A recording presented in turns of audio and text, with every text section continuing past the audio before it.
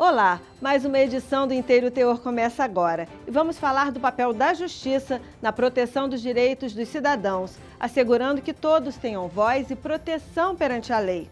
Confira, reportagem especial mostra o papel da advocacia na defesa das garantias legais do cidadão. No IT Entrevista, a importância de valorizar a advocacia como voz da sociedade.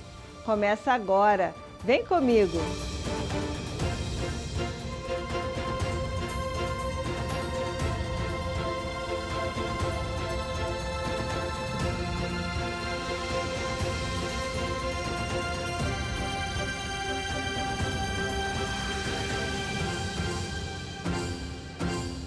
O 11 de agosto marca a criação, em 1827, dos dois primeiros cursos de direito no Brasil, um em São Paulo e o outro em Olinda, Pernambuco. Quase 2 séculos depois, a data homenageia profissionais que têm o direito como base de sua formação.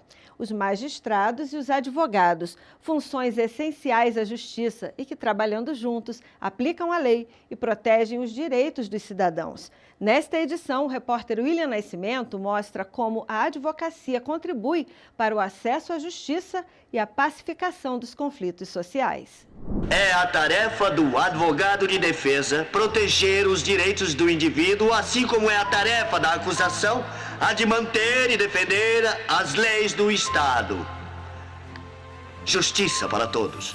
Defender direitos, garantir a ampla defesa, orientar cidadãos e dar voz a quem busca por justiça. Muito além da atuação nos tribunais, a advocacia exerce uma função essencial para o fortalecimento do Estado democrático de direito. Não por acaso, a Constituição Federal estabelece em seu artigo 133 que o advogado é indispensável à administração da justiça. Como é que o cidadão ou cidadã que não tem conhecimento técnico, que é o cidadão mais simples, não sabe falar a linguagem do Estado, vai levantar a mão para o Estado ouvi-lo? Ele vai precisar de alguém que tenha esse conhecimento técnico para usar essas ferramentas que foram entregues para o cidadão, que são os direitos fundamentais e as prerrogativas. E aí entra o advogado e a advogada. O Brasil tem hoje quase 1,5 milhão de advogados regularmente inscritos na OAB. A cada ano, cerca de 120 mil bacharéis em direito buscam ingressar na profissão por meio do exame de ordem. O resultado é um país que ostenta a maior proporção de advogados do mundo, em média, um profissional para cada 164 habitantes. Esse universo reúne profissionais que atuam nas mais diversas áreas do direito, da advocacia criminal ao direito tributário, previdenciário, empresarial e ambiental. Entre os milhares de estudantes que sonham em integrar essa carreira está Maria Luísa Brizola, aluna do 9º semestre de Direito. O meu interesse pelo direito foi despertado dentro de casa, a partir da grande admiração pelo meu avô.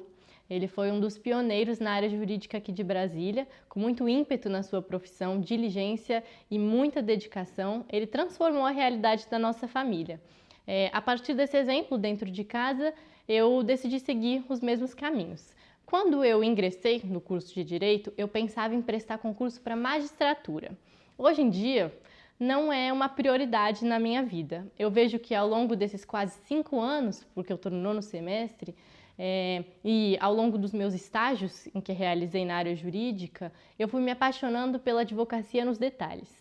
Desde 2010, o exame de ordem ou a prova da OAB foi unificado e passou a ser a avaliação obrigatória para bacharéis em direito no Brasil obterem a carteira de advogado. Aplicado pela Ordem dos Advogados do Brasil, ele atesta a capacidade técnica necessária para o exercício legal da profissão. O exame é composto por 2 etapas, uma prova objetiva com 80 questões e uma segunda fase prático-profissional formada por uma peça processual e 4 questões discursivas na área escolhida pelo candidato.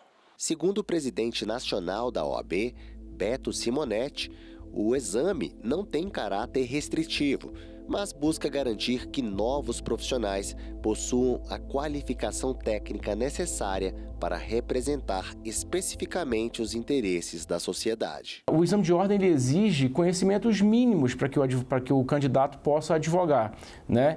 E quando a ordem requer isso do candidato, ela quer com isso entregar para a sociedade a tranquilidade de que aquelas pessoas que procurarem eventualmente um advogado tenham nesse advogado a segurança de que ele saberá, com muita tranquilidade, proteger sua vida, seu patrimônio, sua liberdade e a pacificação social. A título exemplificativo, o exame da ordem, hoje em 2026, cobra aproximadamente 20 disciplinas do direito.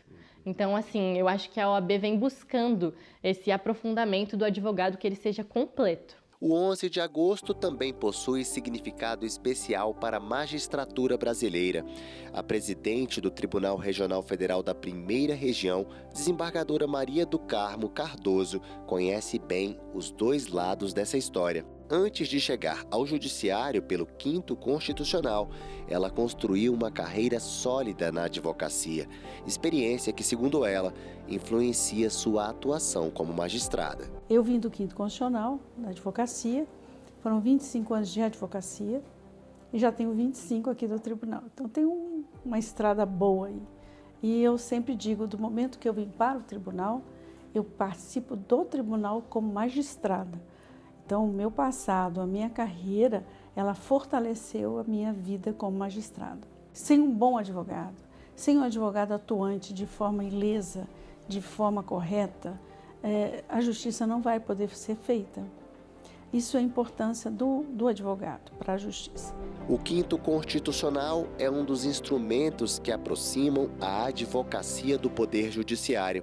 Previsto na Constituição Federal, ele garante que 20% das vagas nos tribunais sejam ocupadas por advogados e membros do Ministério Público, com pelo menos 10 anos de atividade profissional e notório saber jurídico. Eu entendo que o constitucionalista, ele buscou trazer para dentro de um colegiado experiências fora da carreira. O magistrado ele vem pela carreira, e o advogado tem uma atuação fora de carreira, num campo maior, e o Ministério Público em outro campo. Então, eu penso que o colegiado é um colegiado. Esse colegiado, formado por essa triangulação, como você diz, ele é importante, ele é muito importante. Mas não quer dizer que aquele que vem do 5º é melhor do que aquele que veio pela carreira, nem aquele que veio... Não, não é isso. Do momento que se forma um colegiado, nós fazemos parte de um colegiado. Para o Dr. Pedro Paulo de Medeiros, da OAB, a advocacia mantém as liberdades vivas. Você que gosta de viver numa democracia, gosta de viver num mundo livre, de tantas liberdades, saiba que o preço é de, diariamente, nós exigimos o respeito ao devido processo legal e à Constituição.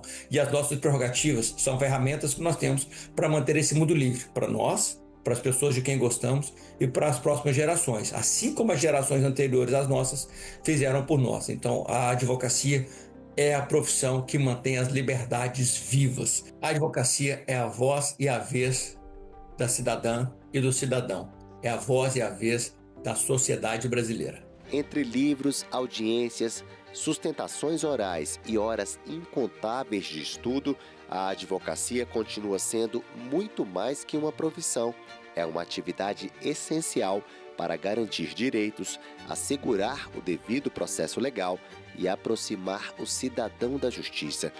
No dia 11 de agosto, a data comemora não apenas quem escolheu o direito como carreira, mas todos aqueles que fazem a defesa da cidadania a razão do seu trabalho. Acho que a principal mensagem para quem sonha com essa carreira da advocacia é ter vontade, persistência e focar sempre no objetivo maior.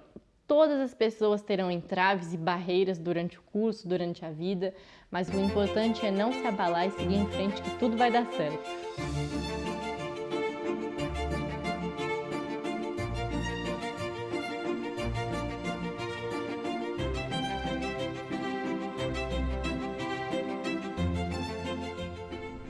O O artigo 133 da Constituição Federal determina que o advogado é indispensável à administração da Justiça, uma relevância confirmada no item entrevista pelo presidente da Comissão Nacional de Defesa das Prerrogativas e Valorização da Advocacia da OAB, Pedro Paulo de Medeiros. Acompanhe.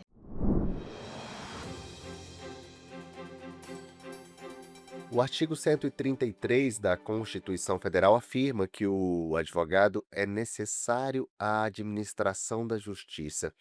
Na prática, o que significa essa posição? A Constituição, na verdade, está dizendo que, Estado, você tem muito poder, mas você tem que ouvir o cidadão e a cidadã. E quem é que vai falar em nome do cidadão e da cidadã? Quem é que é a voz e a vez da sociedade? A advocacia. Então, para que eu tenha de verdade justiça, que é o Estado ouvindo todas as partes, entregando o direito, você vai precisar de alguém que entenda, saiba falar a linguagem do Estado em nome da sociedade. E é o advogado. Então, para que eu tenha justiça de verdade, eu preciso de um advogado, que é quem será a voz e vez da sociedade, com as prerrogativas da sociedade, que foram entregues ao advogado e advogada. Agora, doutor, por que as prerrogativas da advocacia são consideradas garantias da cidadania e do devido processo legal? Porque sem que o Estado ouça cada cidadão e cada cidadã, ele não vai conseguir, em verdade, aplicar o direito. Ele tem que ouvir cada parte, cada cidadão. Quando houver conflito de interesse, ele tem que ouvir cada parte e dizer: bom, eu estou ouvindo os interesses de todos vocês e eu vou aplicar, no caso concreto, qual é o direito aplicável. Então, para que eu tenha um devido processo legal, um contraditório, ampla defesa, que é ouvir as partes de forma igual, deixar que as partes coloquem os seus pontos de vista, coloquem o melhor direito, produzam prova, que tenham um juiz imparcial julgando, um juiz com competência julgando. Nesse caso, quem é que vai saber analisar tudo isso? Um advogado e uma advogada. Na prática, essas prerrogativas são respeitadas? Os atores, aqueles que representam o Estado, atuam em nome do Estado, na sua maior parte, respeitam as prerrogativas da advocacia, porque reconhecem que são prerrogativas da sociedade. E esses atores entendem que essas mesmas prerrogativas da sociedade são as mesmas prerrogativas que mantêm as prerrogativas do seu cargo. Por exemplo, um delegado, um promotor, um juiz, um desembargador, um ministro. Ele só tem as suas prerrogativas respeitadas, a ordem que eles dão só vale porque há uma Constituição que diz que vale. O dia que eles, eventualmente, por algum motivo, entenderem, não, eu não vou respeitar a Constituição, não vou respeitar o devido processo legal, não vou respeitar as prerrogativas da sociedade.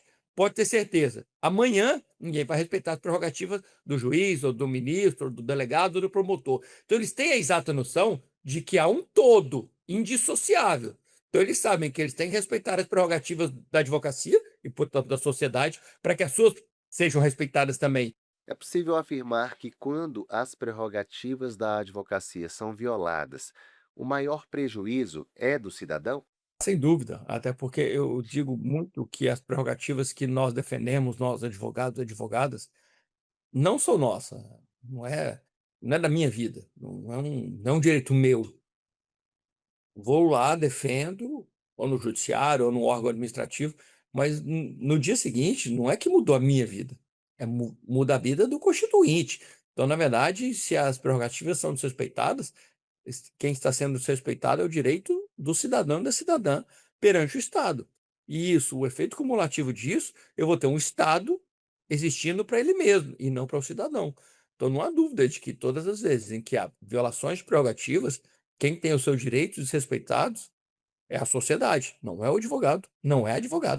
Agora, doutor Pedro, quais as iniciativas a OAB tem desenvolvido para valorizar a advocacia? Nós temos feito vários eventos de interiorização para valorizar e ouvir a advocacia, que não só das capitais, mas das cidades menores, nós chamamos de cidades do interior, não é? Das subseções, porque há uma grande parcela da advocacia que vive ali em situações diferentes. Uma coisa é eu, advogado, advogada, na capital, em São Paulo, na Faria Lima, outra coisa é eu, advogado, advogada, no interior do Acre. Não é? São situações absolutamente distintas, mas é o mesmo país, a mesma lei, a mesma OAB, o mesmo sistema judiciário. Então, eu tenho que entender quais são as necessidades desse advogado, dessa advogada. Então, nós temos ido ao interior ouvir os colegas advogados e advogadas, prestigiando, fazendo eventos, reuniões para ouvi-los. Nós temos ido ao Congresso Nacional também debater leis, projetos que atendam a toda a advocacia, não só aos advogados e advogadas já bem estabelecidos. Nós temos cuidado da advocacia jovem, que hoje nós temos 60%, 70% da advocacia nacional, uma advocacia jovem que se formou nos últimos 15 anos. Para a gente finalizar, nesse Dia do Advogado, que mensagem o senhor gostaria de deixar para os profissionais da advocacia e também para a sociedade brasileira? Você que gosta de viver numa democracia, gosta de viver num mundo livre, de tantas liberdades, saiba que o preço é de, diariamente, nós exigirmos o respeito ao devido processo legal e à Constituição. E as nossas prerrogativas são ferramentas que nós temos para manter esse mundo livre, para nós, para as pessoas de quem gostamos e para as próximas gerações, assim como as gerações anteriores às nossas fizeram por nós. Então, a advocacia é a profissão que mantém as liberdades vivas. Então, tenha orgulho da sua profissão e se você quer se manter nela, espero que se mantenha por várias décadas, continue sempre estudando, valorizando as atualizações devido ao processo legal, lendo leis, lendo jurisprudência, aprendendo inteligência artificial e mais, respeitando e sendo ético o próximo e o Estado. Assim você terá vida longa. Eu conversei com o presidente da Comissão de Defesa das Prerrogativas e Valorização da Advocacia da OAB Federal, Dr. Pedro Paulo de Medeiros, a quem eu agradeço pela oportunidade da entrevista. Eu aqui agradeço e fica aqui um abraço, não só meu, mas do presidente nacional do Conselho Federal da OAB, Beto Simonetti, a todos os advogados e advogadas brasileiros e brasileiras.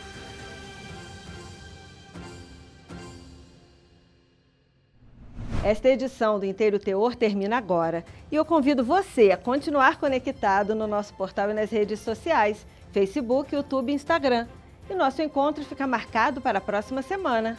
Tchau!